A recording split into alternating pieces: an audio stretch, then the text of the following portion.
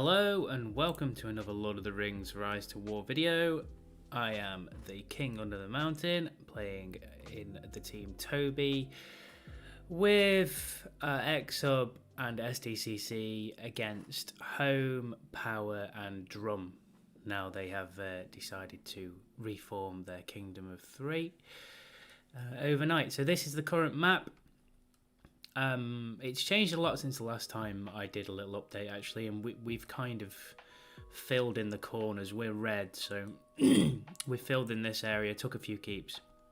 We are pushing their capital currently, cleaning out around Isengard. They've also got a backup as they've taken Osgiliath, so they can reform the kingdom if all else goes wrong, which is pretty smart play. The Blue Kingdom did come over to help. They are still helping the Black Kingdom, and the Purple Kingdom's been formed since under the name of Wolf, and they've actually been doing pretty well, to be fair to them, and seem to be quite strong and enjoying themselves. So the ring hasn't quite unlocked yet, so just to see where we are, we're on chapter 10 at the moment. There's only 6 of these being taken.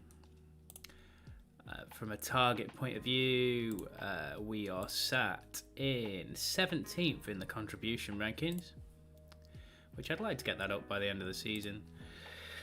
Ring level, we are 4th. Personal production, we're 46th, but we have got a lot of tiles dropped, and as you can see here, this is the state of the map at the moment, whereby our kingdom is the top 3 for resources, so we are winning resource trades and we have extra resources, so it is hard for our enemies at the moment. So at the moment we're just trying to uproot some bases, as you can see here in Isengard, which is quite good fun. And my main topic of discussion today was going to be about clearing, which I will go through while we are doing this, and how to clear effectively. And also to do a little bit of a spotlight on Dain, because he is my favourite character in this season. He has been for a couple of seasons, I guess, for PvP. Gandalf will always be my favourite character in general in Lord of the Rings, but as far as PvP goes, you don't seem to get much better than Dain. And I'll sort of show you a variety of scenarios and the build I use, because some people say that it's built incorrectly. I will try and explain why it's not built incorrectly, particularly at our high respect levels. So that's where we're currently at. While we wait on stamina, we haven't got the war buff, so this is taking forever, and I've been too lazy to build Dunlending warriors. Where are we over here? So we're just trying to work our way around this corner at the moment and do some clearing. So I do have a couple generally of armies for taking small tiles. So if I just show you my reports, although someone did actually cut the combat there, so I tend to use level 15 to 20-ish comms to clear a variety of tiles. So Eowyn will clear up to 130s for me, to be honest. I'm still hitting Hobbit Hunter post for XP. Dwelling's now at level 49. He just needs his one last point into Musician so I can get the debuff. Again, Theo's around about level 30, so he can take 150s. It's great for clearing if you can get a few commanders that can also take 130s and 150s, not just small powered ones. So Elrond will be able to take a 90, for example, fairly comfortably. And Aragorn's losses were a bit too much there at level 14 for me. Some people say they don't put any gear on people when they're taking tiles, which absolutely baffles me why you'd take the losses. I think one of the most important rules of clearing is that your commanders do have gear on. It doesn't have to be the best gear, but at least something to stop them from getting hurt. This is just a couple of reports from yesterday, so that's really how we clear. I will come into it because we'll do some clearing while we go, but while we're just getting rid of this base, I figured I'd do a little bit of a spotlight on Dain. So my Dain is respect 15 and his might is 501, which is pretty good, to be fair, and his gear is very good as well. I am one hammer of Moria away from being able to fully refine lethal weapon. People ask me why I don't use cleave sometimes on him, and I find that between the two, one, obviously the hammer and Moria is higher refined, but two, I find lethal weapon tends to proc a lot more than the 25%. So we'll come to that in the battle reports. It also seems to proc on the skills that I'd like it to sort of proc on, so the whirlwinds and the all-ins, as opposed to being, you know, the things that I've only got the odd point in, or the normal attack. So it's interesting. I just prefer it, that's all it is. And I think even though you get a little bit less might, the defense to dwarves is pretty handy. So I'll just show you the base defense on my dwarves while I can. This troop composition is also contradictory as well, for the simple reason that with his unique, he should probably run, I don't know, a full stack of guardians and say like one decoy, so you build up the 10% extra damage faster. But I've found this season, particularly when I was fighting early on, this sort of 3 melee combo to be a little bit more effective. These guys, you see, even though they're T2s, they have 119 defense and quite a decent HP, just because of the gear that's on him. So I find them effective. You know, these are 160 defense guardians, and even the Ram Riders are, you know, nearly 100. So by the time King Under the Mountain comes into effect, which we'll see in the battle reports and when I explain some of the skills, their defense is incredible, really, all things considered. So just heading back into him then. So I do have the unique, and this was the sub skill I was explaining. So again, it gives defense to dwarves, which is great. It gives great might, which you want for Dain because he is a might based commander. The higher the might, the more damage he will output. You can build him as a troop buffer, but I just think that's a waste, and we'll come into the skill trees in a few minutes time. I might just have to bob in and out of doing this because of obviously sieging that keep. So the sub skill on the unique, and this is where it's important that if you do have 3 troop compositions, it builds up, but it builds up a little bit slower. So if you'd got a full stack of guardians, for example, this 10% will be maxed by probably late round 2, because you've got your 10 stacks of damage already hit them. I've found it's not the best because quite a few people tend to be running keepers this season in particular, so they hit a single stack a lot harder. So I've sort of multi-stacked Dain, and also just to make sure I stay in troops in the fight, I tend to run that multi-stack for that reason. But if you are going to buff this as fast as possible, you should only use one troop type, or at least one troop type and a dummy in your army. I just don't run it that way, which is a little bit of a waste. It builds up normally by round 3 or 4, which we'll see in the battle reports. But yeah, so that's that. So we've got tactical maneuvers, which I think is the best skill on a Durin's plate. Durin's plate is great because it gives you attack for your dwarves and also HP for your dwarves and some decent might. What I will say is when you run into certain commanders, which you'll see from the battle reports, like a Witch King, this is not helpful. And really and truthfully, if you know a Witch King's come in, you should probably be switching to the burn chest just to make sure you're covered. It's still got decent might, it's still got decent army defense. But this is a massive boost if you're fighting a Witch King. The one weakness I've really found with Dain is a Witch King this season, and when I've hit one, I've known about it, to say the least. Erebord's Pride, I still haven't got the best skill I would like to have on it. Again, boosting my dwarves, which is great with might and with the HP. Might of dwarves is okay, but really for me the best sub skill is Ered Luin formation, which I will just show you before I go any further, because some people like to run Iron Guard and I don't really like Iron Guard. So this is the max refined stats. Even though that looks like a great skill, I found that you didn't really recover that many guardians or T2s or anything like that. So I don't go for that. I prefer the damage. So I think either Bane of Evil Men, if you're fighting a lot of evil commanders, is pretty good. Might of Dwarfs is okay, but this one's the one for me.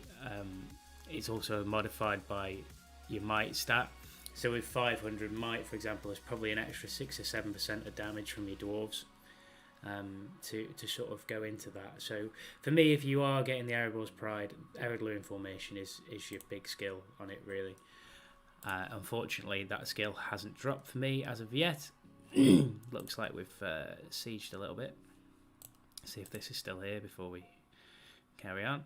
Yeah, it is. So looks like we're all sieging that now, so I can let that go a minute. Yeah, so going into his portrait, this is how I build Dain, which some people will probably say the skill order that I'm about to tell you is incorrect, but just going through the trees briefly. So this is your troop buff tree. I think this is a waste for Dain. It can be quite useful early on in PvE if you're thinking of running in from the start, because you are boosting your melee damage if you're starting with dwarves. This skill's great if you sat on a crossing, granted, because you are receiving less physical damage. And again, this is great if you are troop buffing dwarves, but unfortunately, like I said, I do think that's a waste. It's okay PvE early on, but that whole tree for me is just fairly useless. So to go into the skill order that I use here, and I'll explain why we've seen the battle reports, I go straight into Durin's Blood, because we want that extra 35% from skill damage, and we want that plus 15 might. I then go into All In, which some people will tell you is the wrong thing to do, because you are then debuffing one of your better skills. So some people will tell you should go into Ironfoot first, then into Heavily Wounded. So the 1 point that you're putting in this, which is basically just for the anti-heal, is the skill that is affected by the reduced next damage from the 50%. So some people will tell you should go basically Ironfoot into Durin's Blood, into All In, and then into Heavily Wounded. If you are to do that, you don't get the proc always on the All In for Dwarven Grit, which I think is far more important, and you'll see by some of the All In hits. So that's why I go All In first. So I go Durin's Blood, All In, I then go into Ironfoot, and I go into Heavily Wounded.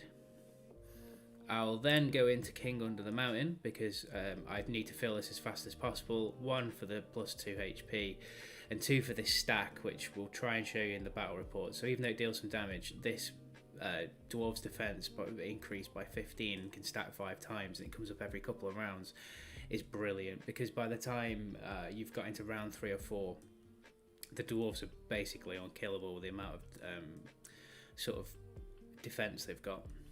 And it's led to some interesting builds where I've sort of used some Swan Knights to allow the dwarves to get that up. But again, we can come into that a little bit later on. So probably what I find the most important part of this build is this Dwarven Grit. So your first 4 instances of battle skill damage is plus 50%. I would argue that I kind of waste that a little bit, because I get an Ironfoot hit first. So I've only got 10 points in Ironfoot. It still hits pretty hard, because it's still 200% damage. If this was maxed, which would be really nice, it's incredible. So for me, Respect 18 for Dain is pretty much where the money's at. And you would lose the points out of Longbeard and add them into here and max this out. Respect 18. Vengeance is probably one of my favourite skills with Dain, and it hits so hard in the late rounds, and it's so consistent because it's every single round from round 5 to round 10. It allows you to stay in the fight against things like Dwalins if you haven't been hit too hard early on. Longbeard's a great skill, so you are ignoring defense. The counter argument to this is Rams, because Rams have a similar sort of skill set with Trample, where they diminish defense, but this actually works quite well with Rams. So I tend to run both for now. If I'm being hypercritical of myself, I would probably move 2 of these into here and put 1 point into Vengeance again, so Vengeance is at 250% damage. But at the moment I'm working with this and it seems to be working quite well, so that's the build I will run. So I go Durin's Blood, all in, Ironfoot for a few points, I go straight into Heavily Wounded, I will max Whirlwind after that, I will max King Under the Mountain, I will max Dwarven Grit, and then I'll start putting points between Vengeance and Ironfoot until I'm nearly maxed out. If I was R5, obviously I'd have 10 points less than what I have now, so I wouldn't have the 4 points in here, and I would just lower these two to sort of compensate for that, because the importance of these 2 skills in round 3 and 4 mixed with some King Under the Mountain is pretty impressive with the damage output you can get. So before I go into some battle reports, I'll see if I can just put another hit on this. Might as well send Hergon in with the last 3%. You should clean that up.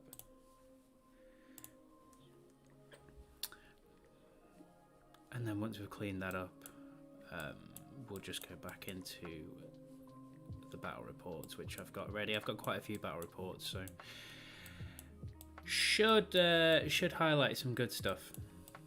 As you can see, we're all clearing across here. There's quite a few big player bases around here as well, so I'm looking forward to a few fights. This guy has a great Witch King, which I've already shown once, so got some nice resources there for the uproot as well, which is nice. Right, so let's just have a look at some battle reports from here's one I prepared earlier. So this is a variety of commanders. I will start at the top and work my way down. So this was yesterday against the Gandalf the White, which was all right. It's not the it's not the sort of ultimate Gandalf the White sort of gear wise, particularly against. I'm definitely out gearing him here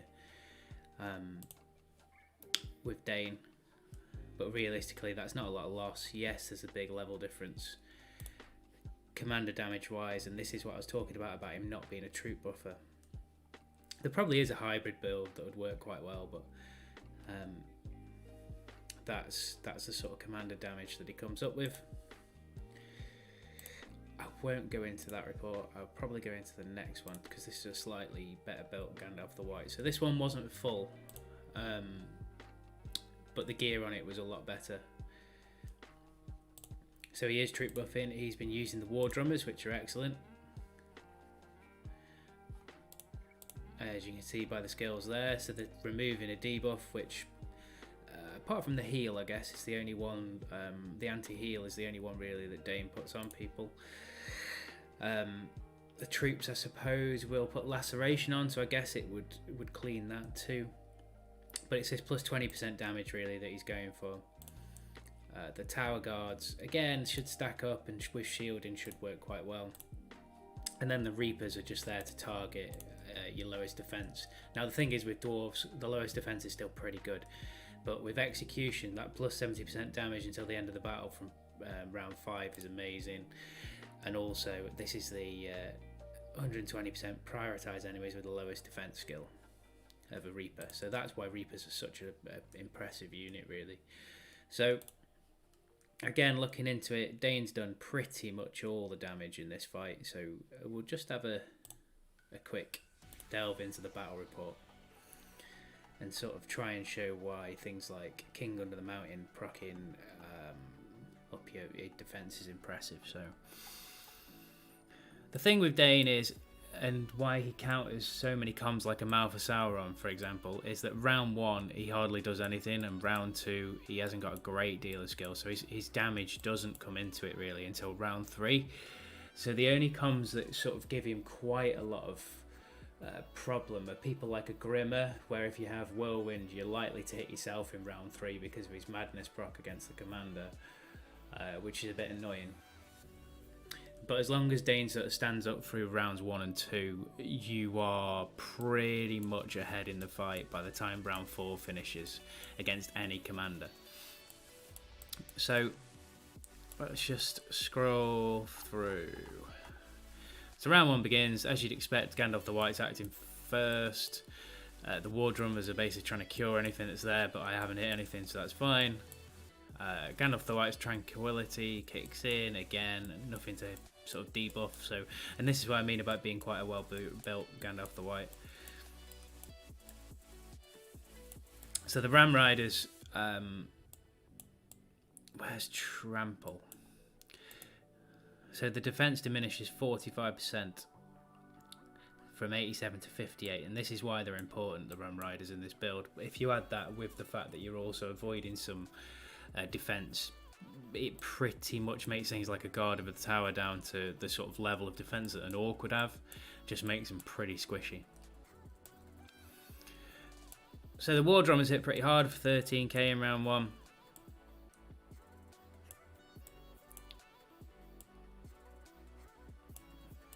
The guard of the towers actually hit pretty hard considering. And then this is where Dain comes into it. So this is your first proc of Dwarven Grit, so you're getting 50% extra damage, but Gandalf the White's White Council Tree counters it. So even though 36.2% damage has been reduced in that first round with only 10 points in it, Dain's still causing 12k's worth of damage to the Reapers, which is pretty handy. Unfortunately, the stun doesn't work, and the Lethal Weapon didn't proc on his normal attack. I don't think it did on... Yeah, it didn't on Ironfoot either. Shield Bearers are stunned, fine. Guardians are stunned, fine. And because this was a base, the Bowman's Tower does a little bit of damage. So, again, we're going into round 2. And let's just skip through to Dain's damage. So he activates King Under the Mountain. Again, Lethal Weapon doesn't proc, so that's 3 times now it hasn't done it. So, but Dwarven Grit does. So again, the damage received minus factor from the War Drummers has come out again. So we've done another 8k damage, which is respectable. But we would have done more, but the Drummers are now dead, so that's that. And then this is where King Under the Mountain comes in. So the plus 15 defense boost, you're already up over the hundreds on 2 of them, and that's just in round 2. Dain attacks, does a little bit of damage, but this the White Council Tree really counters it early on, but we're not looking at the damage in the first 2 rounds, so if anything it also counters the White Council Tree because it's just taking down that damage debuff without really doing anything constructive. So here's where the magic starts to happen, and under normal circumstances this is the problem with running a 3-troop combo. We're only at Relentless Vigor effect plus 2%, which by now if you were running a single stack you'd be at about 10. So even though Gandalf does a little bit of damage here, this is where Dain comes into his own. And he activates Whirlwind. So again, this is without the Lethal Weapon proc. Hits the Reapers for 17.5k. He then hits the Tower Guards for 22k. So in effect, it's pretty much a 38k hit. He then procs Lethal Weapon on his own attack and does another 5. So we're basically doing roughly 43, 44k damage in round 3. I'm hoping for a good all-in here. And then we go down to round 4. Dain Irontfoot activates all-in. He's still got Lethal Weapon physical damage plus continuing to affect him from the round before because it's happened on a normal attack, so it stays on, which is another thing that's a bit strange about it. And that all-in hit does 90k. So in effect, we've taken out 2,672 Reapers, so they're nearly all gone, which is his most dangerous unit. The War Drummers have already gone as well, which is great. But just in those 2 hits alone, we're up to 135-ish k damage. Plus then, even though it's negative 50%, we've got a 12k roughly from there. So we're over 150 by the end of the round. Probably 160k damage in 2 rounds. And that's why Dain's so effective. Actually a little bit more there. So if we had to add it up, it's probably about 165, 170k in just rounds 3 and 4. And that's why he's so deadly, because from there you just can't recover in the fight. if you look through the theme, that will be the theme of most of these fights, and this is why I was trying to state that the Dwarven Grit build that I use is sort of really... I think this is the right way to build him, is what I'm trying to say, because when all in hits, particularly with like a lethal weapon hit, and you've got all that Dwarven Grit because of the way he's been built, where you've gone into all in first, so it's still in them first 4 instances of skill damage, because Ironfoot does count as a skill and King of the Mountain counts as a skill. Even though they're titles, they still count as skills because of the damage they're doing, so it's a little bit misleading there, but it just means you get all in with that grit stack, and basically, you know, you can be doing 100k damage on some hits. Appreciate if you hit something that's nearly dead, you might only do 1000k damage, but when it hits right like that, you are winning the fight hands down. So that was a little bit of a detail into that report. Again, it'll be something similar here. So he took out a Dwalin here pretty easily. Appreciate his 5 levels down, a little bit of gear down. Not a bad Dwalin build. Quite a high respect Dwalin, actually, I would think that is. Gil, you basically concede the first 2 rounds. As you can see, I had only got 203k of health left, but I think this will actually help me if we just delve into this, because I think that will help me get Relentless Vigor up a lot faster. You've got to remember, in that last report, Dain's doing 90k with only plus 2% damage. So if it was 10% damage, you know, you're talking the Reapers are pretty much going to have been finished off. So we'll just have a quick look through this. Because I don't run Pursuit, Gil, I'm sure, will be running the... Yeah, there it is. So he's got the evade chance for the first 2 rounds. So you're basically conceding the first 2 rounds with Dain against Gil, which I completely accept. I'm almost at half health going into this fight. And we still come out on top. So let's have a look here. So they've avoided Ironfoot, which means I actually keep the skill damage. If they ignore it, you do not lose the stack of Dwarven Grit. It just goes further down the line into the skills. So again, the Guardians didn't hit anything. Dain didn't hit anything. Round 2, pretty much the same. They've got avoidance, so again, King Under the Mountain hasn't hit. We've got an extra stack of grit. We're only up to 1% here so far. 2%, 3%, because they keep hitting the Guardians. 4%, 5%, and this is kind of what you want, really. So I'm up to 5% going into round 3. So bear in mind now, Gil's evasion has gone. His madness from his Discord has gone, and I haven't really been able to hit myself because I can't hit anything. So he's activated Icicle. He's triggered the Relentless Vigor effect again. We're at +6. So basically, we're just standing there now saying, right, you're going to get slapped in a minute, basically. And this is where we start. So round 3, Whirlwind. This is without lethal weapon. We go 15k. We only hit the once because I'm guessing it's 2... Yeah, the marksman avoided the attack, so that's fine. We keep going down.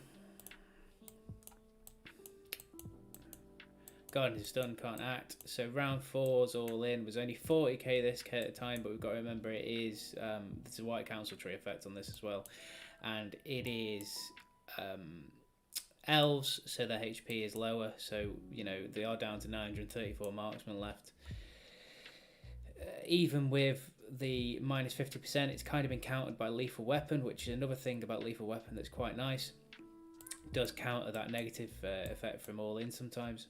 So it still costs 10k there. So we've still done 65, 70k damage in rounds 2, 3 and 4 again. We've also should have some nice stacked... I think we should have had another King Under the Mountain stack. Yeah, so plus 30 defense there. So now the Guardians are at 150 defense. And this is why it's really important to get that sort of skill up there as well, because it does massively help unless you're being hit by elemental damage. So in this fight, this is probably the first fight where Vengeance has helped me out massively. So we're at the 10% now anyway, because we've already fully triggered it. So we've hit Vengeance with 49.9% extra because of lethal weapon. We've gone 10k on the Sentinels. And that'll basically be the same every round. So that's another 60k of damage by the end of the fight. We go into round 6. We're in Whirlwind again. We've done another 23k there. And we've nearly finished off the Marksman while also taking a decent chunk out of the Herald. Where is Vengeance? Vengeance done another 5-8 there to the Sentinels. Oh, that's a bit lower than what I expected it to be fair. Ironfoot for another 5k. Vengeance again for another 5k. We're still sort of dealing, we're dealing sort of 15-16k of damage around minimum without too many skills in there. So all in hits again for another 23k in round 8. Pretty much game over at this point. Marksmen are dead because of Vengeance doing 81 damage. So we get into round 9. Whirlwind again. So even late in the game, Whirlwind is still doing nearly 20k's worth of damage, and we've hardly got any troops left at this point because we were only half stacked at the start. So if we were full, I think we'd have beaten this Gil-galad, which isn't a terrible Gil-galad. I think we'd have beaten this Gil-galad probably in 6 rounds with 3/4 of a health still left. He has no problems tidying up Gandalfs. As you can imagine, Gandalf doesn't do well against damage dealers anyway. Again, commander damage is outrageous. Theoden, another strong comm in this. I think I appreciate it's not a full Theoden, but it was a decent Theoden with the unique. Again, Dain cleaned it up. I found Dain cleans up Theodens quite nicely, considering they are quite expensive units. Again, 228k damage. This is a really nice Galadriel, which has 3 units, which I don't like using on Galadriel, if I'm being honest, but it's got the War Chariot, so again, should be able to do quite a lot of damage to my melee units, which all mine are. But then the Cat is obviously for defense, and some Tower Guards, because I presume we've run quite a lot of things like similar combos, really. I suppose we've run quite a lot of mounted this season, so it's probably just to counter that. Gear wise, quite good. Mind Split for helping with the focus damage. Hazard Training, I actually don't like this skill.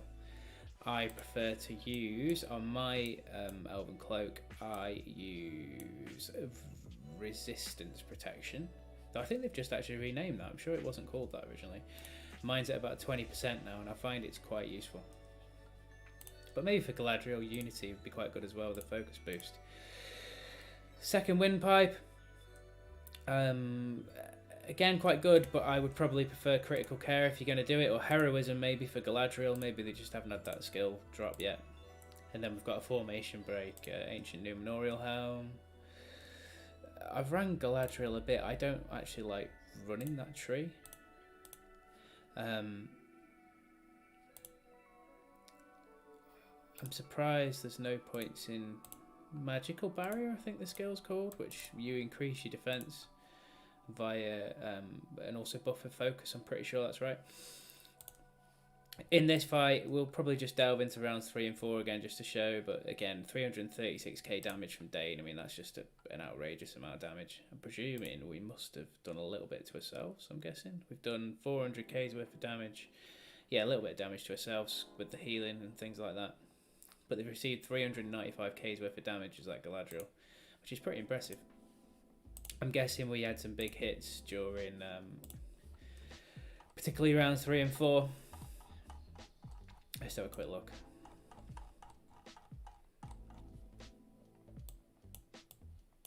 I can't scroll down like that.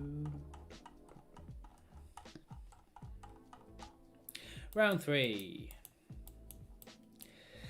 Yeah, there you go. So we didn't have lethal weapon proc, but we still did 28k to the Catters with the first hit, and we did 34k to the War Chariots, which isn't bad really. 60k, but the second hit has come with this with lethal weapon because it does proc on each attempted hit.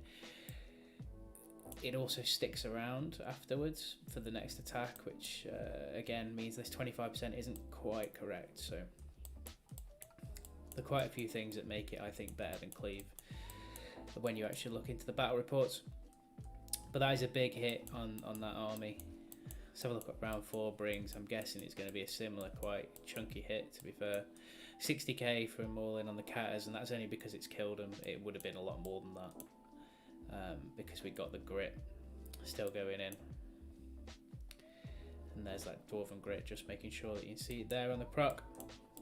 Ironfoot still did 10k, mainly because Lethal Weapon still procced here. And that's what I mean, once it's procced, the 25% isn't quite correct. King Under the Mountain then comes in for another 11k, and this is the thing about round 4, it's such a big round. And there's that plus defense boost for the second time. We've actually procced another Lethal Weapon hit, and this is why I'm saying it's definitely not 25%. I know it's supposed to be, but you definitely get it more than that, and it sticks around a lot more too. So that was a decent Galadriel. Another Dwalin. Quite a good Dwalin, to be fair. Running what seems to be now the best thing on the server. It seems that everyone's running these 3 troop combos. I don't like running Wardens on them though, or even Heralds. Elves just don't really do it for me. Another Dwalin, quite a good one again, level 49 Dwalin. It's got the warrior box. I would doubt that's procced a lot in there. Is it a frenzy hammer? Yeah, it's a frenzy hammer, so he's trying to get the follow-up in there so he can trigger hunt down a couple of times in a round, which is massive for Dwalin, and it seems to be the new meta for him, I would say. I know it's Gandalf the White with a lot of T4, and he's unique. Dain doing 283k's worth of commander damage there. I probably got lucky here. This is when I was a bit shorter on troops, and I ran some tower guards, which would be really helpful against this. But you've got to think here, that's 2 T4 units, and we're running T2s, and some really, that's a cheap army composition in comparison to this, and we've wiped it. We've seen a lot of Gandalf the Whites this season, and I'm still genuinely unconvinced by him. Another fairly decent Dwalin with the HP helmet on here. I'm guessing, yeah, so that extra HP is why has he got 318k. It's a lot of Guardians running 2 decoys for evasion. Still got whacked. I know there's a big level difference, but in theory I won't have done too much damage. Sometimes the decoys actually work in Dain's favour because you get some of the heavier hits in round 4 and 5 with grit still, because you haven't used your grit stacks. Something we haven't seen much of this season is Evil Comms. This was a Khaldoon. Dain's quite a good counter for Khaldoon. It's a good Khaldoon. Again, running the 3 troop combo. And he's done 260k's worth of damage. I always find it interesting that these guys tend to do similar damage levels, the tier 2s and tier 3s. So they just seem to be able to, the tier 3s just seem to be able to soak up a lot more damage. So that was the Khaldoon, and this is probably, I'll go through one more of the good side of him before I go into the bad. So this is a really heavy hit for Balin, running a retaliate build, which is sort of the meta build really for Balin. Dain just with a 2 troop composition, which will trigger Relentless Vigor.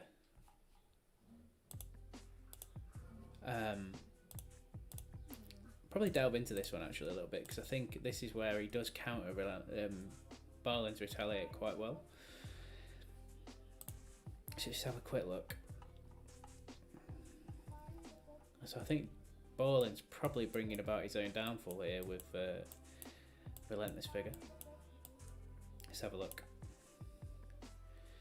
So he's counter-attacking the Ram Riders, which won't matter because they're not my highest defense unit. It's when my Guardians get hit that the Relentless Vigor effect triggers.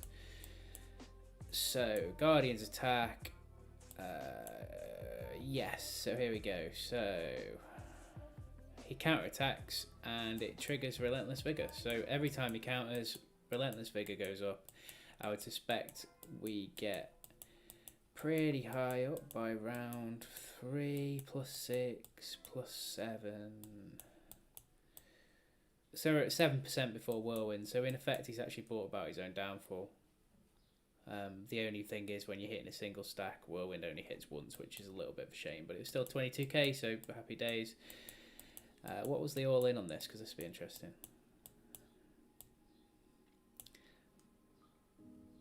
Barlin's all in did 22k to me. And Dain's has done 63k on Guardians, which is a big hit on Guardians. To be fair, that's 1,500 Guardians dead in one blow. And this is how he's killing them off. All in is one of those skills that just kills people off. So that was a decent balling fight. Before I go into the Witch Kings, I've just got one more, I suppose, so I might as well do this. This is a great Theoden. I was actually running one unit of evasion here, which again probably saved me some troops. So really expensive build in comparison to resources. And Dain does 348k of damage in that fight. So again, just looking into just to reinforce this whirlwind and all-in style build. Go to round 3 and 4. Round 3. So round 3, we're at plus 7% on the Relentless Vigor, which is good. So Whirlwind is hit for 56k roughly against Cav, which is good. Round 4, let's have a look for all in. Another 55, so we've done 100k of damage. This is without his normal attacks. Then we've got an Ironfoot hit for another 3 or 4k, heavily wounded for 3k. Again, King Under the Mountain for nearly 10k. He's attacking again, so the damage we're outputting in rounds 3 and 4 is killing pretty much every enemy. Now, the only time this doesn't really work very well is if you hit something like a Witch King, where the burn damage is instantly set up to go straight through your armor because it isn't affected by armor, so it makes King Under the Mountain pretty useless. It also makes the fact that your dwarves have got high defense pretty useless. Yes, dwarves have a fire resistance, but 20% against a well-built Witch King is nothing really, to be honest. So this one was a lot fewer levels than me. The poor 8 hobbits died very quickly. I did nearly come through this fight, but that is only literally because of the level and gear difference. Again, Dain's still done quite a lot of damage, but one of the counters to Dain is if you can get that much early damage in with his skills scaling off the HP and command of the army you've got left, you take out as much as you can of his army early, and he doesn't hit as hard, unfortunately, in rounds 3 and 4, and then when Vengeance kicks in round 5, 6 and 7, 8, 9 and 10 as well, it isn't hitting as hard. So yeah, this Witch King did melt me.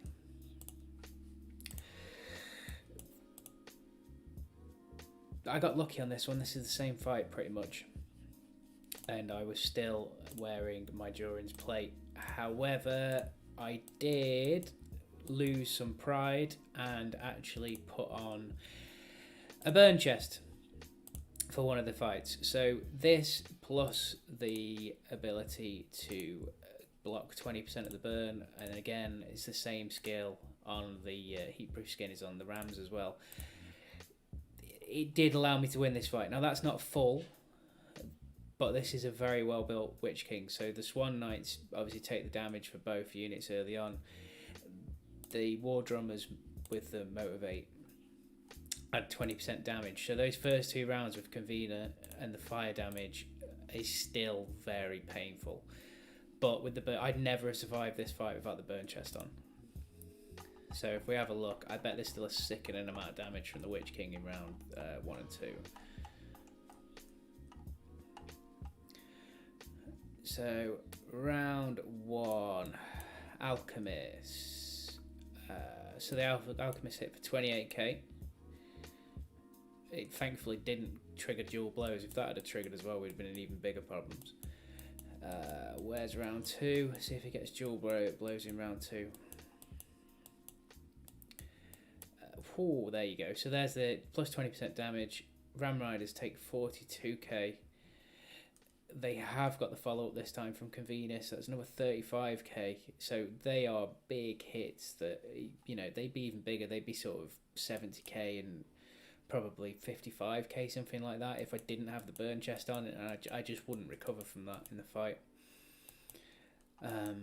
It'd be interesting to see, considering I have a lot less command, what Whirlwind and... So Whirlwind's still doing a decent amount of damage, but that's because it's hit the Alchemist, which have got a fairly low defense, and we also got the proc a lethal weapon. The Alchemist is still hitting sickeningly hard, so even then there's another 35k there. And then round 4, so we've got no Ram Riders left, which is a lot better than last time we had a fight like this. I think it was on my previous video where I got absolutely hammered by this. Bit unlucky with All In, and this is the downside of All In. We basically just finished off the Wall Drummers. Which means I'm guessing in this fight, Vengeance must have actually pulled it round for me. So I'm not too sure. So that's just killed a unit. So this one night's even lasted into round 5. We're still getting hammered by the Alchemist. Whirlwind again hit for about 20k, Vengeance 10k. So yeah, it seems like Vengeance probably pulled this round in the end. Well, we're getting rid of the Alchemist, but I would not have won that fight without the burn chest on. That's why it's important sometimes to know what you're hitting. If you don't know what you're hitting, you can have some problems. So that was pretty much the dive into Dain. I just wanted to have a look actually in Vengeance on here, because I feel like in some of these fights Vengeance can't actually do that much damage because the rounds 3 and 4 are sort of doing it, but I do think Vengeance is a fantastic skill. If you're still causing 10k damage for 6 rounds in the back end of the fight, whatever's sort of survived isn't going to survive that going forward. So yeah, Vengeance you see here, so against the cavalry units we're talking 15k on the Bow Knights in round 5. Round 6 we are talking another 9k on the Bow Knights pretty much. But the amount of damage that you're putting out, particularly with a second Whirlwind and then another All In, there's another Ironfoot plot for another 12k, so he just keeps hitting hard even in the later rounds. All In, further 28k. Vengeance, another 9k. So that's why I like Dain. Basically, there is a level of mutual destruction in every fight that you have, and keeping him in the fight is actually harder than it should be, because you do go through some troops, but whatever you hit pretty much stays hit, and even if you're losing, you are going to take chunks out of people. So we'll just see if there's anyone home in this phase. And as we've got max on all our comms, we've got max energy, so we'll just put all those in there. We'll send over Iama to take that title. We'll also upgrade a ring. I suppose I can show that while I'm here. So we're at ring level 129 now. We've nearly got the Abundant Alacrity. Very important march speed when you've got people like Dain wandering around the battlefield, because he's just so slow. Now that we are fighting more, I have 0 points in the resources tree. It's all in my mock battling and fighting trees, like so.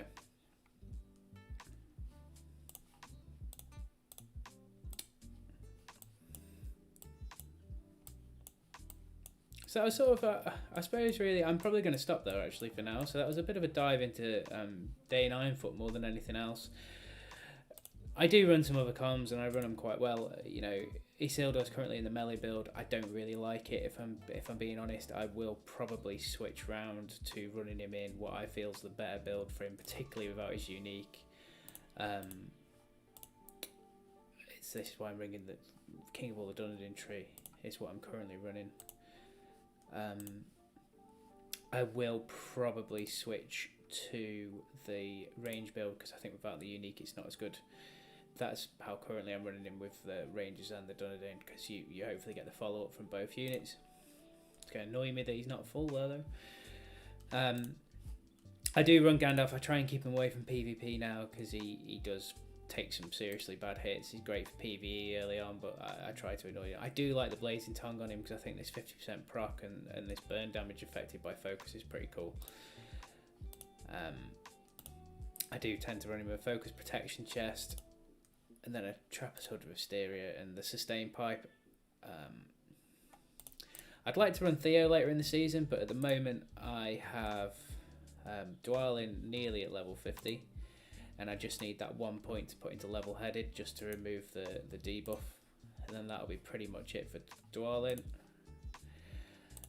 Faramir I've got into this season. I've nearly got enough Mithril to refine his cloak once more, which would be pretty good.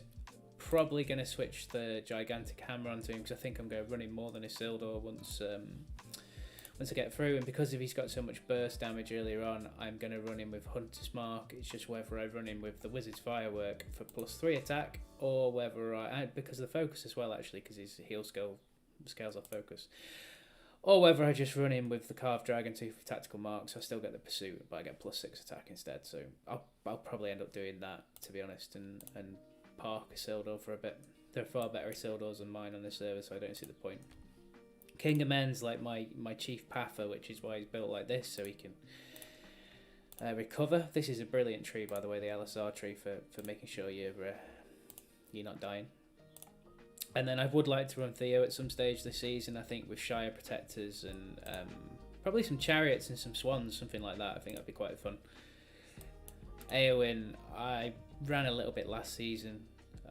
I am fortunate enough to have a R25, so I have got a lot of points to play around with, and in a damage build she was quite fun, but not for me at the moment.